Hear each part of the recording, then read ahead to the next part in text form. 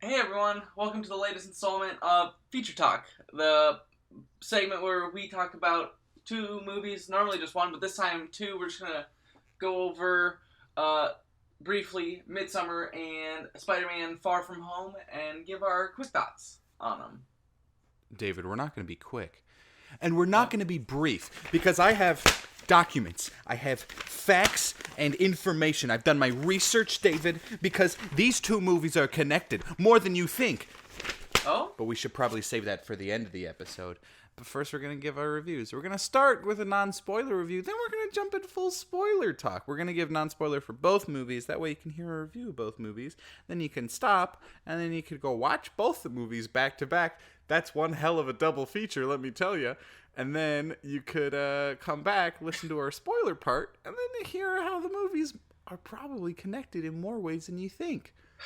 I'm a fucking madman, David. you are. You don't feature these two? No. Oh, God, okay. I couldn't double feature Midsummer with anything. It's so much to handle on its own. Oh, I double featured it with Hereditary. Um, I didn't. Alright, so which one do we want to jump into first? Spider-Man? Let's start with Spider-Man. Guys, we're doing a sequel to our Spider-Man feature talk, and now I We guess are, we're going to so- have to do another one for the next Spider-Man movie because we've locked ourselves into it. Yes, we did. So, Spider-Man Far From Home is the last movie in Phase 3 of the MCU. With Tom Holland as Spidey, and Zendaya coming back as MJ, and the Zendaya. cutest boy in the entire world, Jake Gyllenhaal as Zendaya. Philip or Quentin Phillip. What's his name? Quentin Beck. Quentin David, Beck. you don't Who's have Philip? did you watch the movie? I saw it twice. Okay. Core plot is Peter just wants to go on vacation and hang out with his friends and maybe kiss a girl. But Nick Fury is hijacking his summer vacation. Here's a clip. Want to go in on a pair? You mean let's sit next to each other? Yeah. Parker, are you in position? No. Okay. No, Why the hell you not? don't want to sit next to me, or no, you just don't want to take class? I didn't mean that. If you go ahead, I'll go grab us a pair. Parker, No, I'm coming. So yeah, I'm gonna let that the clip- basic I'm gonna is... let that clip play out. Let the clip play. Let the clip play. David, it's an Embrace the edited clip. podcast. We didn't play the clip live. Embrace the clip. I'm playing a clip right now. Okay. Wait, this isn't Spider-Man Far From Home. What is this? What the fuck? Okay, go. I'm eating blueberries now. If you know Spider-Man so well, what's Ned's last name? Chicane. Leeds. Continue. Ned Chicane. What the hell are you doing here, Ned Chicane? Well. So, quick thoughts. I thought this movie was really fun and probably it's gotta be like one of the most difficult movies to like hate or like have anything against. You know? Yeah. So some of my biggest problems, and we'll talk about it like are actually kind of solved by some of the later parts of the movie.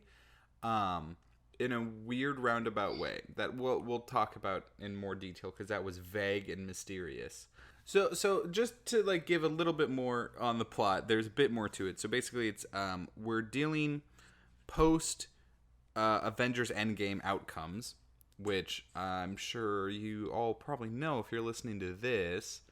I might skirt around the issue anyway. So Are you skirting around Endgame? Don't skirt around Endgame. Everyone's seen Endgame. They literally released it twice. If you haven't seen Endgame yet, I don't know what you're doing. Like, literally. Right. Okay. So We're not skirting around the second biggest movie of all time. Everyone saw it. My parents saw it. They don't even know what the MCU is. all right. So it follows Tony trying to still be a kid. Tony? It follows Tony. It follows Tony! Midsommar is the latest film from Ari Aster, and it really does. Ethan, I know he looks like him when he's building his suit, but it's not Tony.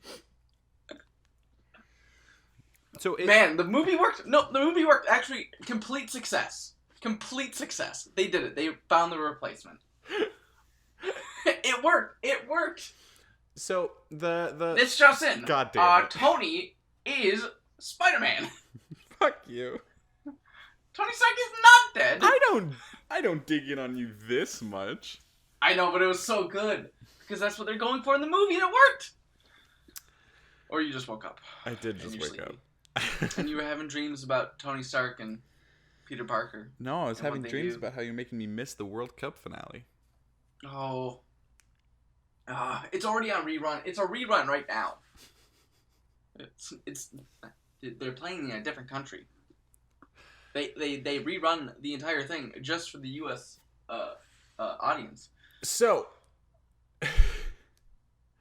Spider-Man Far From Home builds on a lot of the core strengths of the first installment. Obviously, we've seen Peter Parker throughout the MCU in other movies, Civil War, Infinity War, Endgame, that have kind of built on his little character arc a lot, not as much as this one is building on the first movie.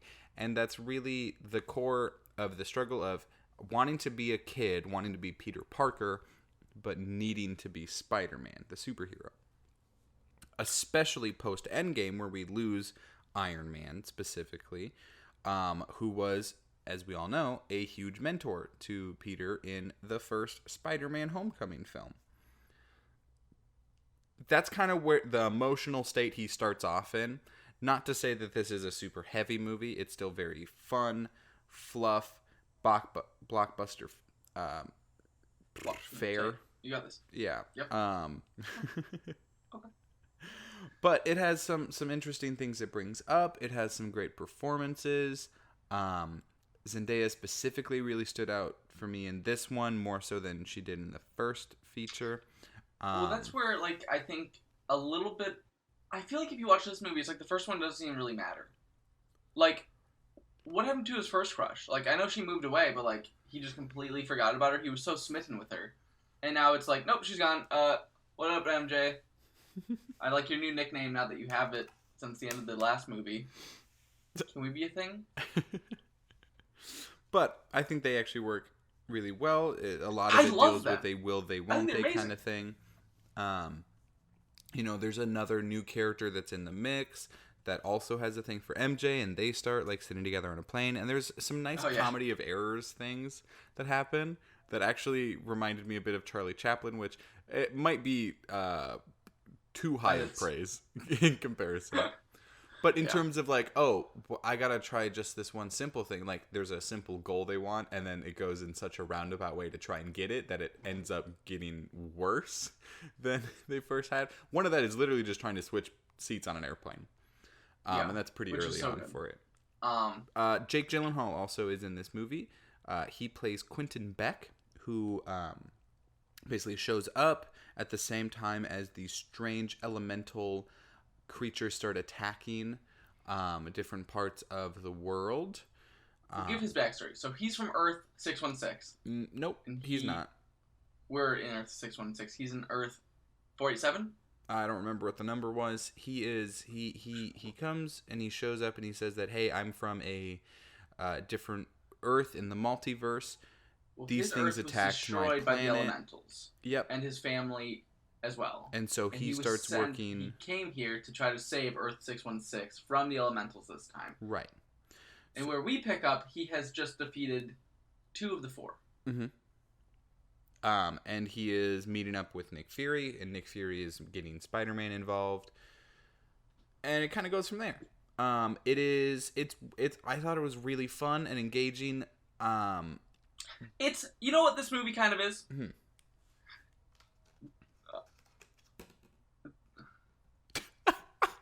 What is it, David? It's kind of the Hilary Duff movie. I don't know what that means. The Liz McGuire movie. What? This sounds like one of my bad shit theories.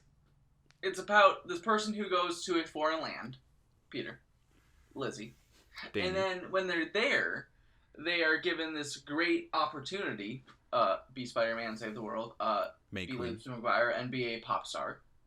with the biggest European pop star. Mhm. And then, how you handle that when you're just trying to be with the boy and or girl that you came to this foreign country with. Wait, so are you saying that Spider-Man Far From Home, the Lizzie McGuire movie, and Midsommar are all the same movie? Yes. Interesting. I think that kind of wraps up our non-spoiler talk for Spider-Man Far From Home. I would say definitely go see it, especially if you like Tom Holland as Peter Parker. If you want to kind of see some of the new aspects, it does pay those off, and it is kind of rewarding if you like those things. You also forgot to mention that the hottest relationship on screen, Happy Hogan and Aunt May, are they a thing? Aren't they a thing? Who knows? Will they? Won't they? The other movie we're going to be talking about that I think we might actually talk about a little bit more. Probably. Is going to be Ari Aster's Midsommar. This is the feature follow-up to Hereditary, although it's not a sequel in any regards. Written and directed, again, by Ari Aster. This follows Florence Pugh's main character, Danny, after dealing with some pretty strong emotional grief in the very beginning, and a troubled relationship with her boyfriend Christian, played by Jack Renner. They kind of embark on a trip to Sweden. Now, this trip was already in place. Danny didn't really know about it, which is another form of conflict with her relationship.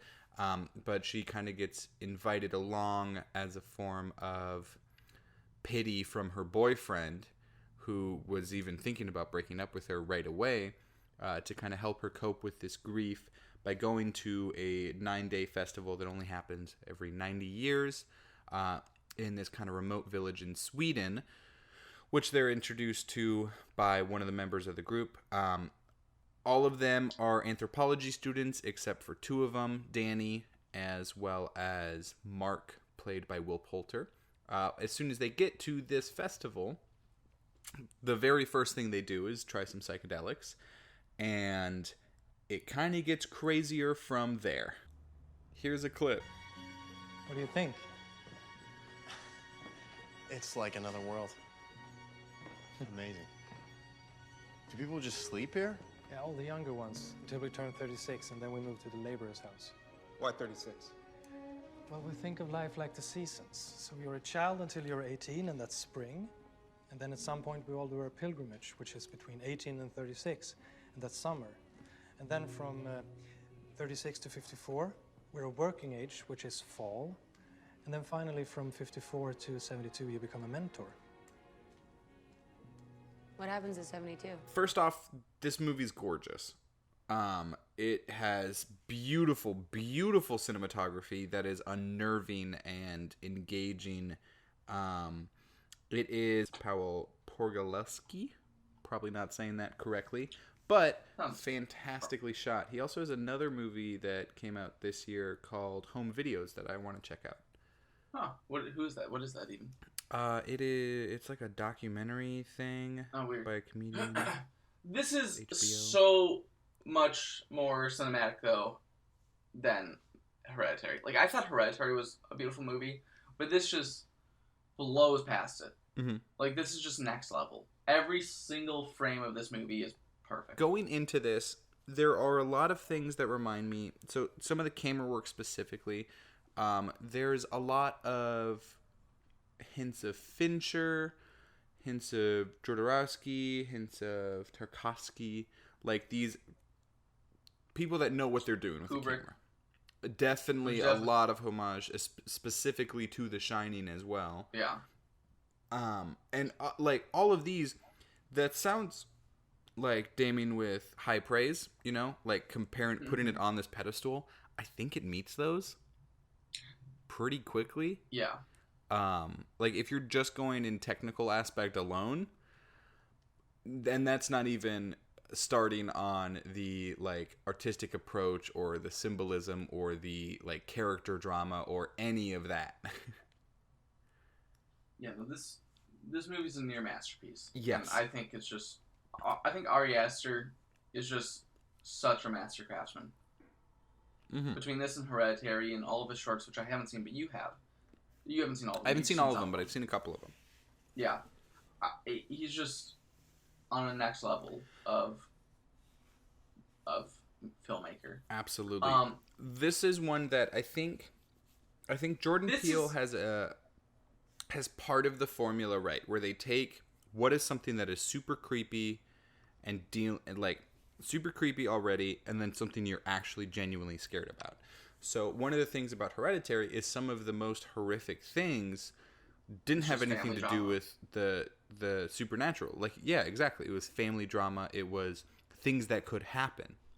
And when Hereditary is about the family drama, this is all about a failing relationship. Exactly. And watching it in probably like the final trimester of its failing. As well as some of the intense emotional grief that we witness at the very beginning of the film. Oh my god! Yeah. So all of this is one that really focuses on the main character Danny, who Florence Pugh has done wonders, and I am high up on my radar now. Are we thinking Oscar nom for her? For this one, I don't quite know because Toni Collette didn't even get it for Hereditary. Here's the question that I was seeing brought up is, do we think there's going to be an Oscar nom for either Florence Pugh for this or for Lupita for Us? I think Lupita is probably the stronger pull for it. Interesting. Do I think it's the stronger performance? I'd have to let you know.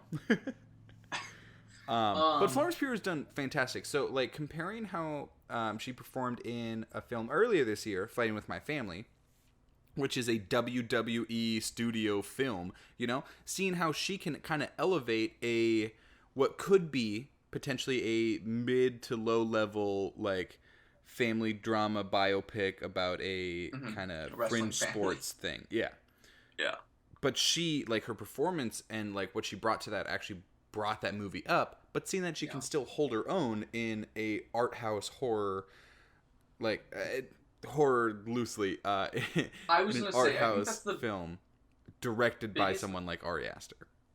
My biggest issue with the marketing is, like, this being portrayed as, like, a huge horror movie when it's not. Like, I mean, I feel like it's more thriller, but it's also just, like, a constant state of unease. But how do you where I don't know. I mean, but, like, I don't think calling this a horror is right, because if you're sending people in there who are typically going to be sold on a horror genre movie, this isn't that. We're actually going to talk a bit about the horror renaissance that's kind of going on lately in our main episode of July, so be on the lookout for that one pretty soon. We're also be talking about Spider-Man. And a lot of other things. It's going to be buck wild. Yeah. I think let's wrap this up for the non-spoiler parts for Midsommar. I think let's just hop straight into it. I think there is so much to say about both of these movies, and both of these films are so hard to talk about non-spoilerly. Right. I do want to give a quick wrap up though. One thing to know, there are a lot of very intense, both emotional and visual things in Midsommar that I don't think everyone is best suited for. Do I think that that's part of the intention of the movie? Absolutely. It doesn't want everyone to be suited for it. That's what gives it its best impact. But this is not a movie for everyone. Whereas I think Spider-Man Far From Home has obviously a much wider audience that it can appeal to, and people still enjoy it. However, I think Midsommar is a far superior movie. But again, it's not for everyone. It is a lot. There are things that remind me of The Holy Mountain. There are things that remind me of The Shining. There are things that remind me of Zodiac and Prisoners. Basically, if you liked Hereditary, you'll probably be fine. I think so. I think Hereditary, though, is a much more mainstream horror movie. Like, Hereditary is a horror movie. But if you were able to do Hereditary and didn't really have any qualms with that, it's a really nice foot in the door for Midsommar, which, again, I do think takes things further and is more dramatic with some of its more horrifying scenes. Not horror scenes, horrifying. Yeah. I still think it's two different audiences. There was an old couple that watched Midsommar yesterday at my theater. that had went in and had never heard of the movie, and they walked out saying it was the worst movie that they had ever seen in their life. And then another person was in the theater that had seen Hereditary and really liked Hereditary and said it's one of their top films of the decade. So it really is. I think you'll get that. I think you'll get that overlap, but I think Hereditary is gonna be much more mainstream. I think you're gonna hear.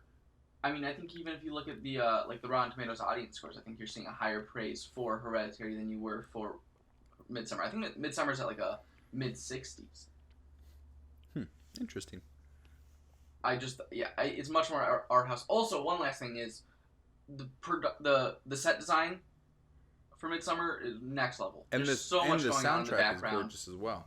This is a really, really well-made film from start to finish. Everything in this, fantastic. Even from the opening frame. The opening frame, oh my gosh, it's the greatest thing I want to pause on. There's so much going on in that thing. After this point, it's going to be spoilers. You have been warned. If you stay around without having seen any of these movies, you will be spoiled. And it will suck for you. And you will not be able to fully enjoy these movies because we're going to be talking about serious plot points. You big dummies. Get out of here. Get out of here, you dumbos.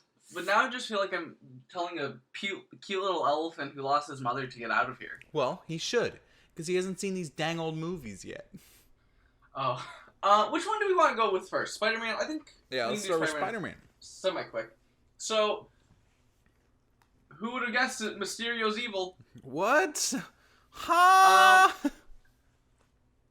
This is one of the things where, like, I like the twist. Like, I like the moment of the twist where he gets the glasses, Peter walks out of the bar, and then, like, all the cameras start, like, taking away the projections. I like that. I think it looks pretty cool. The thing that I don't like is Peter's reaction to finding out that Quentin betrayed him isn't big enough.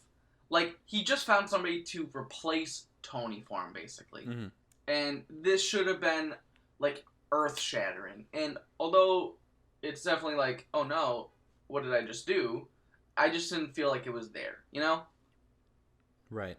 I do like how they... So, I thought some of the, like, elemental stuff in the beginning... I thought it was really cheesy and, like, too generic superhero, but then it turns out it's like, that's the point, you know? That's what people would believe in.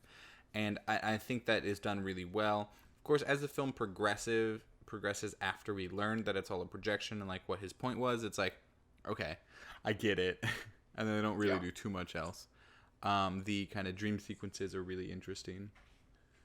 The dream... Like, the nightmare Yes, stuff? yes. I love those. Those are so cool. Like, they almost look too fake. Well, but that's the point. Also and I think that was the same thing with the elementals. So it's like, this doesn't really look good. But it's kind of not supposed to, you know? Yeah, I love that, though. It's so... I just would love as, like, a bonus feature to see what he actually looks like outside of, like, the projection. Because he's still interacting with stuff, you know? Mm-hmm.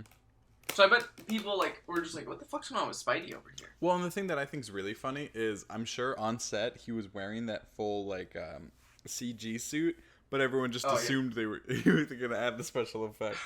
I think that's pretty funny. Yeah. Let's talk about this romance.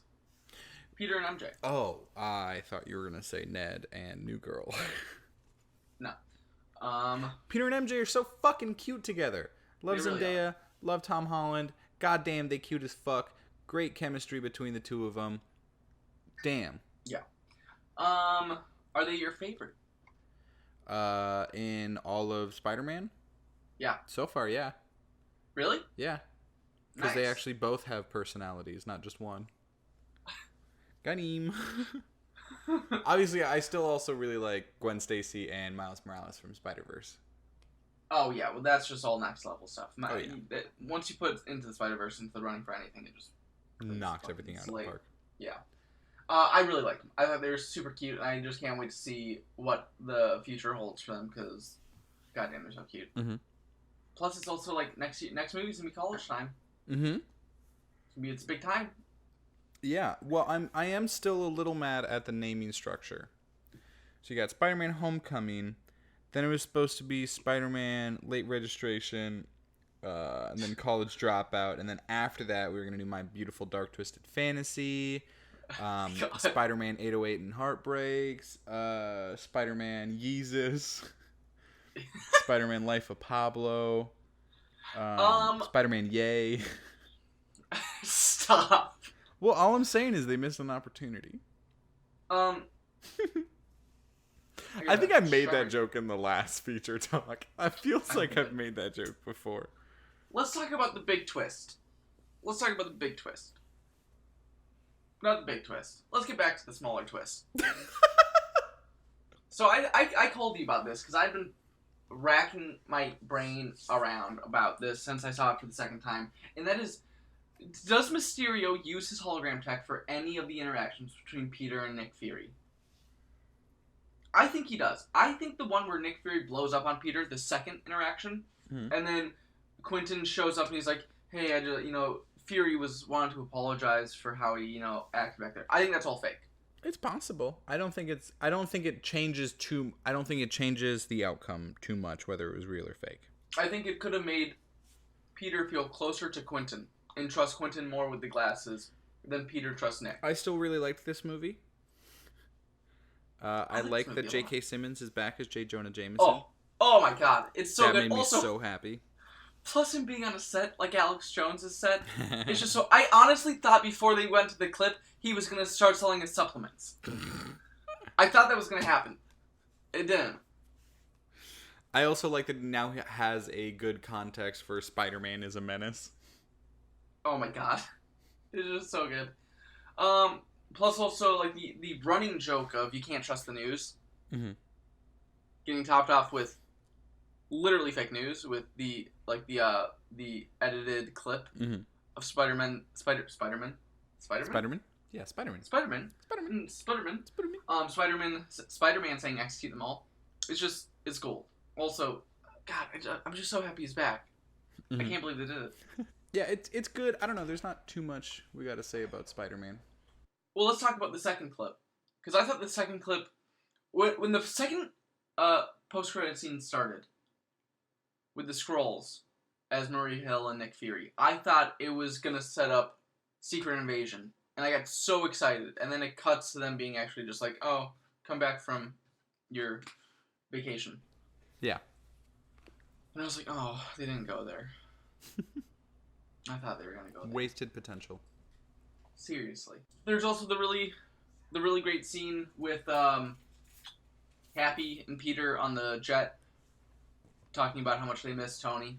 I thought that was a really good scene. Peter's little eruption on Happy when he's getting stitched up and Happy just tells him to toughen it out, basically. Yeah. I thought that was all really good stuff from Tom Holland. Yeah, I mean, you can just... Yeah, I'll just sit here and wait. You can finish talking about Spider-Man. Go through every scene, actually. Okay, let's go on. Sorry, Spider-Man. Nobody likes you. I'm just saying you wanted this to be a quick episode, David. I know. I want to do non-spoiler in 5 minutes. And whose fault was that? I blame you. What the fuck? You asked, I answered. Speaking of what the fuck, David, we gotta talk about Midsommar. So, let's talk about it. Let's get in there. The opening shot, where it opens up with the 4 panels of the 4 seasons, literally shows you the entire movie. It opens up with the skull face in winter, which we open it up with the parents and the sister's death. Possible murder. We'll get there later. Well, it was definitely murder. It's just who murdered is the question. True. Well, it'd be a suicide murder, or it'd be all murder. Suicide, homicide, suicide, suicide, murder, suicide, double murder, triple murder. Though is what I think we were looking at. Detective Red on the case. Inspector Red. And then it ends. The 4th panel in that opening little painting has just the biggest smiling sun, just like Florence Pugh's creepy ass smile, whiplash-like smile at the end. Yeah. Yeah. So, do we want to hop into this this theory that I have about this triple murder? Go for it. Okay. So my thought is that Pele, the friend who basically recruits all of them to come out there to his home, is actually the one who killed Danny's sister and parents to kind of put her into this isolated, depressed state to force her to not force her to force her hand into coming on the trip.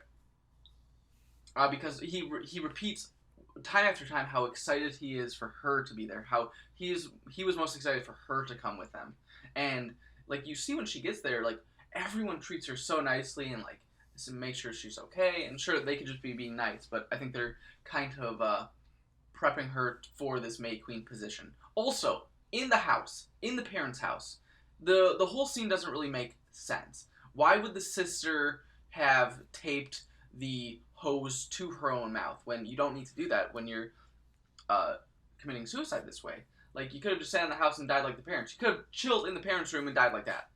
There's no reason for this. Also, the parents' door was taped at the bottom to keep the toxic gas in there, right? Which is like, it's just like so much prep for this girl in this like distressed mindset to go through all this. Also, really cool stuff. The parents' house, the wallpaper, all flowers. It's a flower. Yeah, it's like the mural. yellow. Yeah, it's really cool. Also, on the nightstand, there is a photo of the I think it's Danny on the nightstand with above her head is a bouquet of flowers that looks just like a flower crown above Danny's head. Damn. How fucking cool is that? It's wild, David. It's really wild. So, Pele basically killed the parents and the sister. Basically is what I'm getting at. Let's talk about the runic symbols. So Tell me about these fucking runes, David. When everybody gets to... What's the name of the camp again? Do you remember? Camp Rock. Okay, so let's get to these runes. When the whole group gets to the settlement, the commune... I also love the little line of, I hear you were raised in a commune. Oh, yeah, I was raised in a small community. Which isn't exactly the same thing.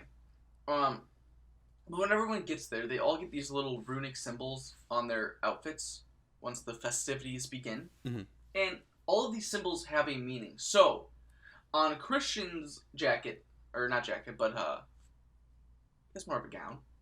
I don't know what you want to call it. I mean, you know, it's more of a... It's gownish. He has what appears to be an upward logo, or tiwaz, which is the logo for the masculine energy, right? Which Christians hold and also like willingness to support or something like that, which ironically he doesn't do at all. Oh yeah. Which his entire character is like basically supposed to be as this like this terrible boyfriend, because he's just a shit. Also, one of the greatest paintings ever, which is right behind Danny and Christian during their argument, is this painting of this like weird, like almost like dinosaur looking like shark thing, like almost like a megalodon, I think they're called, but it's called Assholosaurus. Incredible. Because he's actually it's so good. Not as good as the little girl in the bear painting though. That's the best painting I think the entire thing. More of the runic symbols. The symbol that the tables are in when they're eating, Othala, is it's representative of familial groups and inheritance, which is pretty cool. But I think the coolest ones are what's on Danny's cloak. Okay. Bring me down. This is like an F kind of. This is more of an R. Okay, it's an R. Yep, the F was on some of the houses. Never mind. What's the R mean, David? I believe the F was on the previous May Queen's cloak. Gotcha. Okay. The R on Danny's cloak represents that she's about to go on a great journey. And then there's like the little hourglass logo right next to it, which means that she's about to have an awakening, which is literally what happens to her when she goes on this trip. Interesting. Now, I think there's also something I noticed on the second watch, is when Danny first gets there, she and the entire group trip on some mushrooms, and she looks down at her hand, and there's the grass that's growing through her hand. Later on in the movie, when she trips again, the grass is part of her foot. Like, her foot is the grass. That she is becoming one with this environment and this this place, which is also kind of reminiscent of, in like an inverse way, of the first cut, where the movie opens up with this like really beautiful like this ancient score, and it's like going through all the trees and stuff, and then it hard cuts to a phone call. You know? Yes. There's a lot of really good hard cuts in this movie. Oh, dude, the bathroom cut. Gorgeous. I think that breathing could have been better if you would have done a single exhale and inhale. It's very good. The worst way to breathe.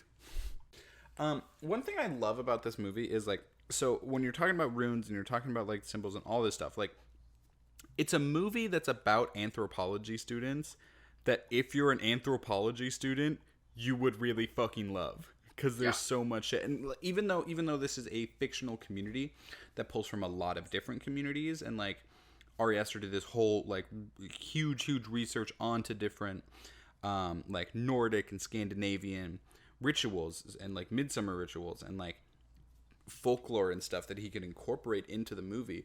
And I think like so many of that, and you literally have people that can point out, oh, this is so and so, like giving the exact fucking names for everything, or breaking things down by language. I think it's fascinating. It shows a lot of care for like the subject matter that you don't really have in a lot of films, you know? Like usually if you're like, oh, it's pagan, we can just do something pagan. Should we talk about one of the weirdest like love ceremonies that happens in this movie? Where I forget her name, but she actually puts her menstrual blood and pubic hair in Christian's drink and meat pie. Just girly things, you know? Just girly things. It's really good though, right? It's a really good movie. There's a lot of gore that is pretty shocking, but it's not like, but it's never cool gore, you know? And that's the thing with gore, I enjoy it to be like impactful rather than literally impact, in this case. Rather than just like, look at all the blood. It's like, no, this is terrifying gore, you know? And people respond the way they should in it. But you also have the anthropology students that give a little bit more cultural context to it. It's really, really good. God, should we talk about one of the most grisly scenes, where I believe it's Christian who walks in on Simon's body that's dangling from the ceiling with the lungs pulled out. Which is actually it's called the Blood Eagle. Yeah, it's an a actual Viking real torture Viking technique. torture. Yeah. It's and he's still alive. That's so fucked up. Yeah. That cannot feel good. Oof. I think this movie, I don't know, there's so much in it that is just fascinating. One thing I worry, actually I'm not as worried about this. I think that because there was so much care put into the anthropology and the culture of everything, that like the more you dig into it, the more you'll enjoy it. Whereas I feel like, so another movie we did a feature talk about, and like really went into like deeper meanings and like symbolism, was Jordan Peele's Us, which I've now seen 4 times, and it has gone down in my list because I think there are movies that can be overanalyzed. And I don't know if Midsommar is going to have that same problem, because there was so much care and like density put in that is like, oh, this is tangible, not just speculative. So when I walked out of Midsommar for the first time, I was absolutely taken back by like what I had just experienced. Like, I was like on another fucking world, like just needing to see it again and like needing to like analyze every single frame. And I wasn't really sure like if I thought it was a masterpiece or if I just really liked it. And I had it at my number 5 spot. Saw it again. Now it's at my number 2. And just like the more I sit with it, the more I just want to put it at number 1 and just leave it there. Let's talk about some of the side characters that we haven't really talked about yet. Can we start with Mark? Because I think Mark is like the biggest surprise in this movie. Because Will Poulter, from seeing him in Detroit, where he's like the most hateable character in the entire world, to here where he's just like absolutely hilarious. Yeah, the like, absolute fucking mad lad. Yeah. Like, Mark is an absolute unit in this movie. He does a piss on the big tree. which is, He's just vaping nonstop. He's like, hey, can you masturbate in here in the bunk room? his scene where they all start tripping and he's like, why is it so dark? Or why is it so bright? Can you lay down? I need you to lay down. It's so good. Josh, I don't want you new gotta people lay right down. now. I don't want new people right now. It's really And Pele's funny. just like, no, new people are okay. Oh, you know what? There's one thing that on the first viewing, I was like, shit, I need a second look at that because it was just too quick to realize what it was. Danny runs into the little shed when she's having her, like, panic attack. Oh, I didn't. Oh, in the I little didn't know bathroom? who we saw in the reflection. I know who's in It's the her reflection. sister. It's her sister. Mm-hmm. And I was like, holy shit. I thought it was supposed to, like, I thought the first time I'd seen it, it was a guy. And I was like, that's really weird and out of place and, like, just not seems fitting with this movie. I also really want to take a second look at the movie because her sister is so obviously, like, her eyes are pointed so far left when she's, like, dead. I want to know what's in that left frame. Yeah. I have to see it a third time to see. But I think there's something. I'm telling you. Triple murder. I really, really liked William Jackson Harper's character in this. He's fantastic. Oh, yeah. He's amazing. Yeah, oh my god. He is incredible. The way he can just sit there and read a book, like, next level. Yeah. Another scene that I can't believe we haven't talked about yet is the double suicide scene. With the old people. Intense. Yeah. That face, man. Let's talk about the screaming, actually. This is something that's... I just like the wanna group hear your screaming? thoughts. Yeah. Really good. What do you think is the purpose of that? Is it to... Well, it's all like to show like family That and we can connected and that we all feel the the same pain. Okay. Yeah. Which, of course, is something that Danny's looking for because no one is understanding. And even when she has somebody that says they understand, she still feels disconnected from that. Dude, there's some very, like, slight... Like her screaming in the beginning when Jack's just... Or not Jack. I mean, it is Jack. But when Christian's just holding her, not doing anything, to that mirrored against when she's screaming and all the other women are screaming. So this is really just a breakup movie. It is just a breakup. I mean, think about all the things that breakup movies do. You got the burning of all your ex's stuff. In this case, putting your ex in a bear and they're on fire. Yeah. Completely normal. One thing I really liked was the way that like they depicted hallucinogenic drugs in this movie and like the visual aspect of that. Yeah, like the crawling on the trees is just so or like the accurate. grass and the foot and the hand and like the flower crown where the flowers like breathing and pulsing. Sometimes when it affected buildings, I didn't like it as much. I really liked it on like the trees in the background. It was really good. I think it's something where if they would have added like 15% more shaking, it would have been too much. It would have been like stimulation overload. But I think it was just the right amount. Like it almost where if you weren't thinking to look at it, you could have just continued going without it, even like realizing that anything was different. Yeah, I don't be surprised if you hear more about this movie at the end of the year when we do our roundup of 2018 or 2019 movies. I mean, I think it's almost guaranteed. Yeah, at least one of us is going to talk about it. Probably both. David, it's the moment everyone's been waiting for. Let's hear. Everything's connected. Get your notes out. All right. Spider-Man Far From Home, Midsommar, take place in the same universe. Here's how. Oh?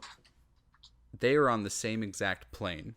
They are on a United flight over to Europe. They are on the same goddamn plane. I want you to look at both of those planes. Tell me that's a different goddamn plane, because I'm going to tell you right now, David, they're on the same plane.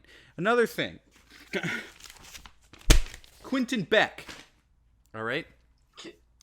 Beck. Beck is a recording artist who has won Grammys. You know who else has been nominated for Grammys? Avicii. You know where Avicii is from? Sweden. It doesn't just stop there. Tom Holland. Holland is a country near Sweden. You did All right, actually we got put work more. into this. Buckle up, buddy. Happy Hogan. How many of these you got? Happy, like how they felt in The Sound of Music when they sang. Where was The Sound of Music filmed? You tell me. In Europe. Poland. Poland. What? They're both films about a grief in the beginning that sets up the movie, or something we were aware of at the beginning. Taking a trip in hopes of ignoring the problem, but then realizing we have to actually fix the problem. Developing new relations, as well as relations that we thought would work that ended up actually hurting us more in the end. Yeah, there's a lot of stuff about what is real, what isn't real. Yep. Yeah. That was very good. Ethan, round of applause. Thank Round of you. applause for you. Pat on the back. Same That was movie. amazing. I am fully convinced that United flight is the same flight. Totally. Who else can we put onto that plane? Can we put the characters from I Fight was Club on that plane. in there? You were When on I that flew to plane. Japan. Can I be on that plane? You know what? That's definitely the same plane, because that Mhm. makes sense. Who else can we put on the plane? Who else would you have on that Well, plane? literally, it looks like the same exact plane. Like, not even just they're on a plane, you know? So I'm not just gonna be like, well, George Clooney was there because up in the air. I mean, he does fly a lot, so, like, if anyone else He would be on sure the plane, does. Did you think we were going gonna talk about the film with George Clooney called Up in the Air in our review of Midsommar and Spider-Man Far From Home? Probably not, but it's a really good movie. Hey, I you know actually what really made like Up me in the not Air. excited to see Spider-Man Far From Home? And I'll talk about this a little bit in our main July episode. The fucking United ads. I'll do a deep dive later. Don't you worry. I don't have a... I'm a cable cutter. Hey, really quick side note, and anyone who made it this far, Ethan, I think you're gonna be happy to hear this. What your previous number one of the year was Woman at War. Yes. You know what just hit Hulu? Woman at War. I already bought Woman it. at War. So I already own it. Oh, well, now it's streaming on I don't Hulu, have Hulu. so I'm gonna watch it finally. Hey, y'all, the July episode's gonna be whack. We haven't recorded, but we're doing like a lot. We're doing we're doing like basically 4 mini episodes in one episode. I think that's just gonna about do it for this episode. Sorry it was a little weird. I'm so tired. Go see Midsommar if you think you can handle it. Go see Spider-Man if you're a pussy. Just go see both. I've seen 4. I saw both of these before the weekend started, and I was like, wow, now I have nothing to do for the weekend. And then I was like, fuck it, I'm gonna see them both again because they're so good. Here's to Phase 4 of the MCU. Here's MCU stands for Midsummer Cinematic Universe. That wouldn't make sense. Why not? Because I thought Midsummer was 2 words when you said that, and now I realize it's 1, so it does make sense. Oh, okay, thanks, David. Yep. Oh, that's what I wanted to say! God damn it! About the meaning of Midsummer? The meaning of Midsummer. Danny is literally turning her mid-20s, which would put her in their Make sure to leave us a review culture's on iTunes. age range, You right can in the check us middle out of the summer on season, Twitter, making her Instagram. Check out our midsummer. website. Also, You also her going to want to birthday check out our starts letterbox. right at the beginning of the movies there. festival. You can see what we've been watching, give you kind of What a does peek that behind mean? the scenes. We She's are naive. kicking off our Patreon with our July episode, so you're going to hear a lot more about that in that main episode. Thanks for coming on board of this feature talk. David, you can keep talking if you want. No, I'm I good. know that was something you really wanted to discuss. Nope. But that wraps us up. Thanks for listening. I love you. Oh, wow. That was so passionate. So you know how you used to end every episode with a bite? What if I ended episode with a little kiss? Please don't. Bye! Why not? No, I don't like that one bit. Why not? It's so creepy. Mine's cute and endearing. Yours is like, what if they don't want the kiss and you just kiss What do you them? mean it's a little smooch?